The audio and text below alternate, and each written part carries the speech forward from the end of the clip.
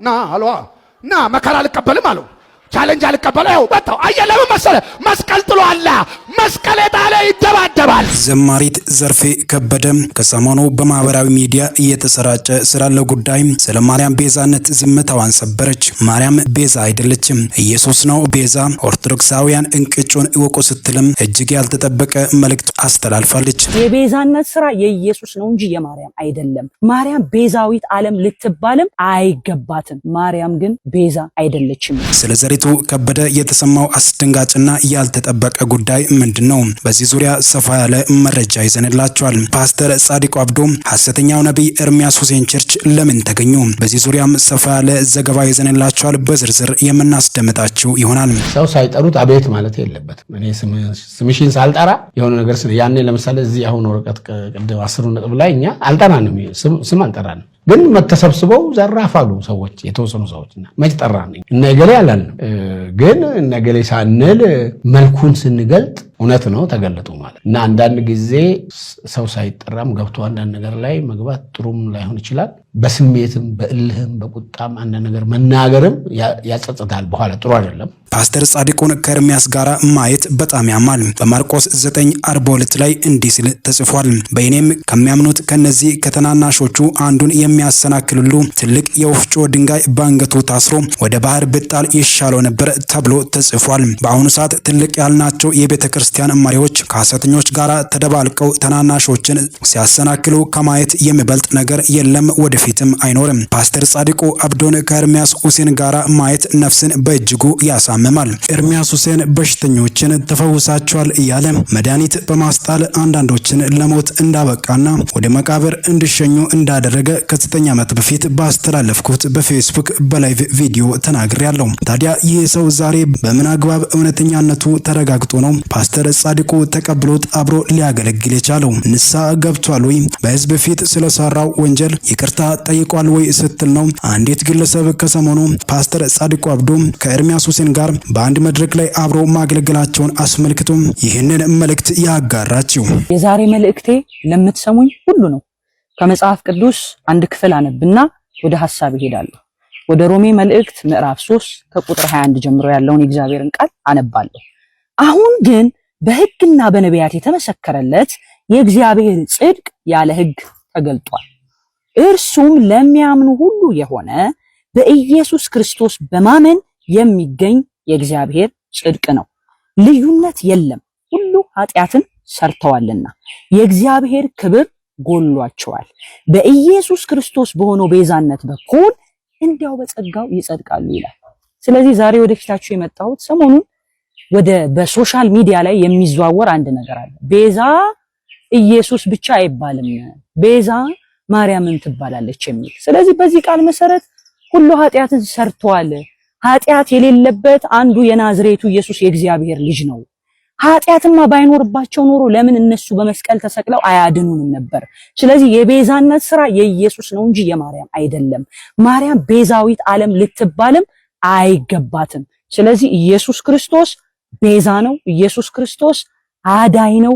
ማርያም ግን ቤዛ አይደለችም የሚለውን ይሄንን በሚዲያ ሲዘዋወር የነበረውን ነገር በእግዚአብሔር ቃል አስደግፌ ለመቀላቀል ነው የመጣሁት። ሻሎ ዘሪቱ ከበደ እንደምን ተጽናናች? ከያኒትና የቀድሞ ድምጻዊት የአሁኗ ዘማሪት ዘሪቱ ከበደ የመጣችበትን የህይወት መሰናክልና ስኬቶቿን በግጥም የመሰነድ በዜማም የመናገር ልምድ አላት። የደረሰባትንና የደረሰላትን በልቧ አውርታው አታበቃም። የሐሴት አጋጣሚዎቿን ለራሷ ብቻ አታወራም፣ ለኛም ትነግረናለች። ጉዞዋ ሁሉ የተገለጠ ነው። ብላቴና ሳለች ጀምሮ ሙዚቃ ምን እንደሆነ ታውቃለች። የምናብ ቅዠት የሚመስለውን ረቂቅ ጥበብ ወደ ጋዱ ለመተርጎም ከገበያ ግብ ተላቃ ራሷን ጥበብን ብቻ ትሰጠናለች። አውቃው ብቻ ዝም አትልም። የህዝብን ልብ ለማሸነፍ ሰዎችን ምን እንደሚሏትም ታዳምጣለች። ምላሽ የመስማትም ክህሎት የልጅነት ክህሎቷም ጭምር ነበር። አንዳንድ ቤተሰብ ልጅ ወደ ጥበቡ ዓለም ሲቀላቀል ይቃወማል፣ አይስማማም። የዘሪቱ ቤተሰብ ግን ይህንን አላደረጉም። የሙዚቃ ወዳጅ ስለነበሩ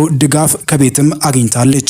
ዘሪቱ በሰከኑ ዜማዎች ሰዎችን በሚያነቃ የሚያንጹ መንፈሳዊ ዳራ ያላቸው ግጥሞች ቦሌ ሬድዋን ህንፃ በነበረው የኤልያስ መልካ ዓለም በገና ስቱዲዮ ከኤልያስ ጋር የተዋህዶ መልክ የሆነ አልበም ሰጥታናለች። ኤልያስና ዘሪቱ በፍጹም መግባባትና ተዋህዶ የሰሩት ዘሪቱ የተሰኘው አልበም የተሰራው በአንድ ዓመት ከ6 ወር ጊዜ ውስጥ ሲሆን በአልበሙ ከተካተቱት ሙዚቃዎች ኦ ምን አለፋኝ የተሰኘው ተጠቃሽ ነው። ኦ በራሱ የዚህን ዓለም አድካሚነቷ በምስጢር ቋንቋ ይናገራል። ብትደክም ብትለፋ ምን አመጣለሁ የዚህ ሁሉ አስተካካይ ዳሩ ነው። በዚህ በኩል በሁለት ዓለም ግፊት ጉዞ ውስጥ የምናኝ ተመጣጣኝ ያልሆነ ቅጡን ያጣ ነገር ይታያል። ለለፋው ጥሩ እንዲገጥመውና ላለው እንዲሁ ያካፍል ዘንድ በመመኘት በቅኔ ቋንቋ ትገልጻለች። ወደ መንፈሳዊ ህይወት ውስጥ ስትመላለስ ከበለጠው ላይ በልጣ መተናነስ በጨዋ ማንነት ተላብሳ በሰከኑ ማንነቶቿ ጋር ከሰሞኑ በፋሲካ ዕለት ማጽናናት የተሰኘ ግማሽ አልበም አድርሳለች። የግጥም ክብደትነቱ ከተሸከመው ዜማው ጋር ተቆራኝቶ በስሜትና በውስጣዊ መነካት የተወለዱ በብዙ ወጀብ የተሞላ ግን በተረጋጋ ቅኝት የተዋቡ ዝማሬዎችን አድርሳለች። ገረመኝ ችሎታ የማጽናናት፣ ደነቀኝ ችሎታ የማጽናናት ተሰብሬ ነበር እንደማልሆኖኝ የምጠራኝን ክስ ትርክቱን አምኜ የከረመብኝን የበደል ድሬቶ ብርሃኔ ገፈፈው ያንተን አስረድቶ ትለናለች። ብዙዎቻችን ደረሰብን ላልነው ስብራት ጠጋኝ ለመፈለግ ስጋ የለበሰን ሰው እንሻለን፣ ካጣን ደግሞ ይበልጥ እንረበሻለን። ዘሪቱ ግን በልብ ጥንካሬዋ ከፊቱ ሆና በጸጸትና በንሳ በመማፀን ጭምር በሪራዬ ሁሉን በሚያውቀው ፈተናን አሻጋሪው ጌታ እግር ስር ትሆናለች። ከመታመም በኋላ መዳን አለ፣ ከሐዘን በኋላ መጽናናት፣ ከዛም ደስታ አለ። ግን እሱ በሰው ሳይሆን በጌታ እጅ ነው፣ እርሱ ዘንድ መጽናናት አለ። ሌላኛው ደግሞ በጸጋው የተሰኘው ነው። በዚህ መዝሙር ጥያቄ ትጠይቃለች፣ በገባት ልክ ትመልሳለች። ጸጋ የቱ ጋር ነው? ምንድነው ጸጋ? ሙግቷ ሁሉ ከራስ ወቀሳ ጋር የነፍስ ጥያቄዋን አዳብላ ትገልጻለች። መዳረሻው ኢየሱስ ክርስቶስ መሆኑንም ታስረዳለች። የራሱን ጽድቅ ላቆመ ደህና ነኝ ለምለው ሰው ጸጋው ምኑ ነው? ምሕረቱስ መች ገብቶት ሊያደንቀው?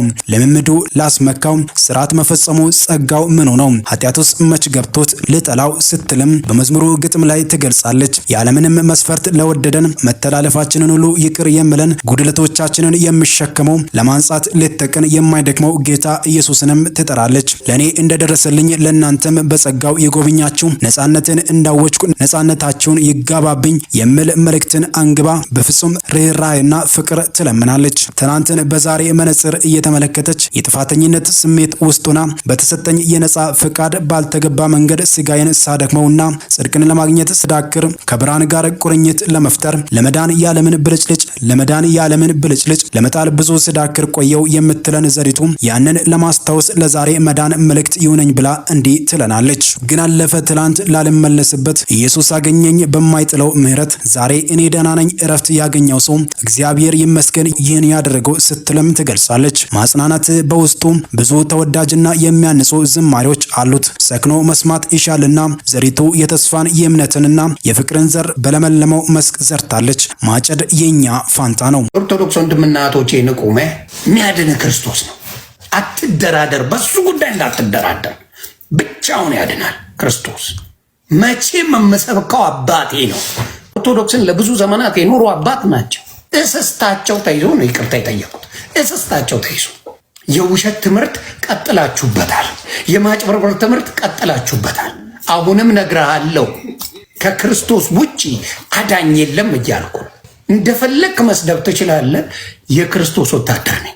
ማንም አያድነኝም። መዳን በሌላ በማንም የለም፣ በክርስቶስ ነው ይላል መጽሐፍ ቅዱስ። አዳኝ ነው፣ ቤዛ ነው። ከዚህ ልትንፈራፈር የምትሞክርበት መንገድ ማንንም አያስኬድህ። የትም መደበቅ አትችልም። ስለዚህ የክርስቶስ ቀናተኛ አምላክ ነው ብሎ መጽሐፍ ቅዱስ ይናገራል። ይህንን ለማጭበርበር ለምንድን ነው የምትሄዱት? የምን የሌለ ነገር ይዞ መጎተት ፈለጋችሁ? አባታችን የተናገሩት በደንብ ገብቶናል። እኛ ኦርቶዶክስ ልጆች ገብቶናል። የእናንተ ማጭበርበር ነው ያልገባኝ። ስጦታ ማለት ነው ቤዛ። የማዳን ህይወቱን ከፍሎ ያዳነን ግን ክርስቶስ ብቻ ነው ቤዝነት ያለው። የሌሎቹንም ሁላችንም። እኔ እኮ ለልጄ ዕቃ ስገዛለት እሰጥችዋለሁ፣ ቤዛ ነኝ። የወር ደመወዙ ቤዛ ነው። ብዙ ነገር ቤዛነት አለ። የአዳኝነት ማንነት ያለው ግን ክርስቶስ ይባላል። ስለዚህ እናንተ ስድብ እኔ ቀለቤ ነው፣ ጣጣ የለ። ሀቅን ግን በክርስቶስ ማንንም ነው አልሰማ። ማንም የፈለግከውን ይዘህ ብትመጣ በክርስቶስ የምደራደርበት መንገድ የለኝም።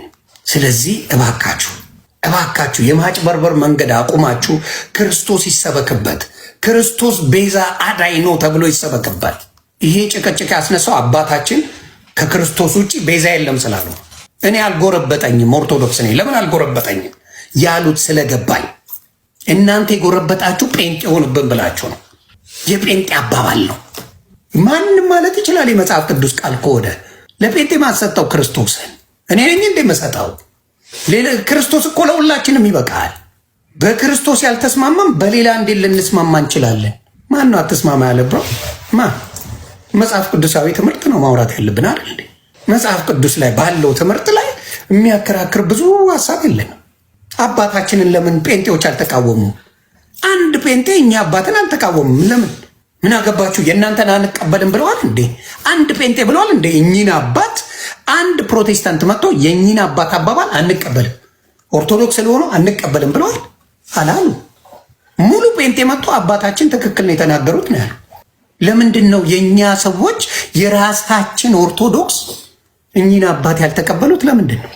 ምክንያቱም ሽቀላ አላ፣ ቢዝነስ አላ፣ ማጭበርበር አላ። ሰውን ብሬንዋሽ አድርጋችሁ የቅድስት ድንግል ማርያምን ክብር ያልሆነ ቦታ ሰጥታችሁ የእመቤታችን የክርስቶስ እናትን ክብር ሰማይ አድርሳችሁ የሌለ ቦታ ሰጥታችሁ የክርስቶስን ክብር ዝቅ አድርጋችሁ ነው የምታወሩት። ሁሉም እያልኩ አይደለም።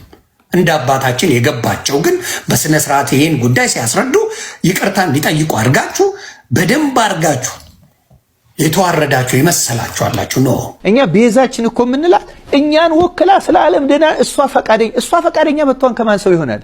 ሌላ አማራጭ ያመጣል ብለን ልናስብ ነው ወይም ሌሎችን ነገሮች ልንል ነው? ተመልከተው ተክልዬ። ይህንን ታሪክ ስሰማ መጀመሪያ ወደ አይምሮ የመጣው ሰው ዮናስ ነው። ዮናስን የምታስታውሱት ከሆነ ወደ ነነዌ ተላከ። የእግዚአብሔርን ትእዛዝ እምቢ ብሎ ወደ ተርሴስ ከፍሎ ኮበለለ።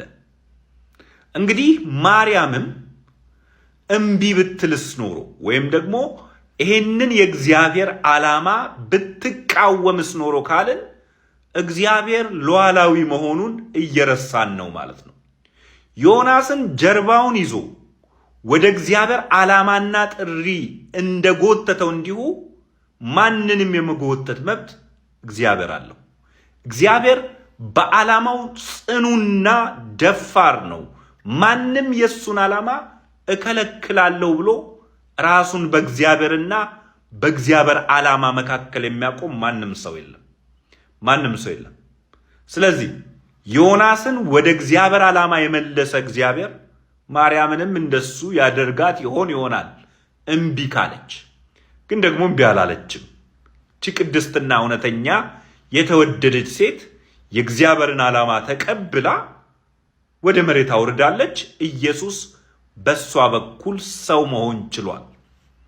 ነገር ግን እንዲህ አይነት ከእግዚአብሔር ማንነት ጋር የሚቃረኑና የሚቀዋወሙ ንግግሮች እግዚአብሔርን ካለማወቅ የእግዚአብሔርን እውነተኛ ባህሪ ካለመገንዘብ የሚመጡ ናቸው። ኦኬ። ሲቀጥል አንድ ነገር ላስታውሳችሁ። ሰው ፍጹም የሆነ የማይከለከል ፍቃድ የለውም። የሰው ፍቃድ የተገደበ ነው። የእግዚአብሔር ፍቃድ ነው ያልተገደበው። ኦኬ። እስኪ አንድ ጥያቄ፣ ከናንተ በፈቃዱ የተወለደ ማን ነው? ከናንተ በፈቃዱ ወደ ምድር የመጣ ማን ነው? ይህንን የሚመልስልኝ ሰው እጅግ ጥበበኛ ነው። ማንም በፍቃዱ ወደ ምድር እንዳልመጣ እንደዚሁ ያልተገደበ ገደብ ፍቃድ ሰው እንደሌለው ይህ ትንሹ ማስረጃ ነው።